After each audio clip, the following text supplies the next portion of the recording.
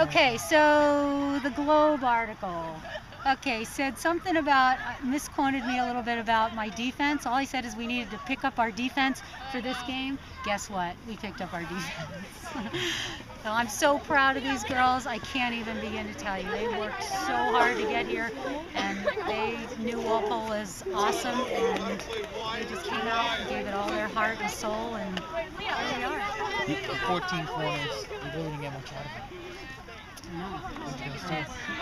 My defense. And obviously it turns into the goal going the other way because yeah, right. And the funny thing was that right at the end, when we were rushed at the end of halftime, I don't know whether it might have been Leah, the one that scored it, or her sister, said, listen, if you can get that clear out, they're putting everybody in there, and we're standing out here completely free.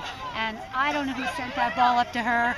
I don't know who cleared it out, but it's exactly like, it's almost like she scripted it. And hey, it's awesome. Is that a play you guys have done before in practice, where you've practiced countering the corners, or is that just covering the corners? The play that you scored on, is that something you've practiced before? We just try to clear all the corners.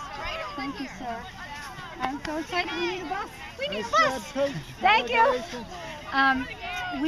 We practice all the time clearing to the side, and we make our goalies kick really hard to get those, but it's not something like we worked on yesterday or the day before.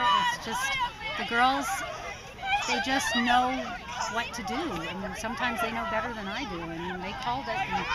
Did you find it unusual that they only had one girl back? I mean, usually you don't just have like one. I think Marianne's such a good coach. I think that she knew that she had to. Leah and Elaine have been scoring up a storm all year, and they work so well together, and I think she probably, I don't know, I wouldn't really want to get in her head, but I'm sure she was trying to make sure that they got on the board, because our girls have come back with a lot of goals, so it's just.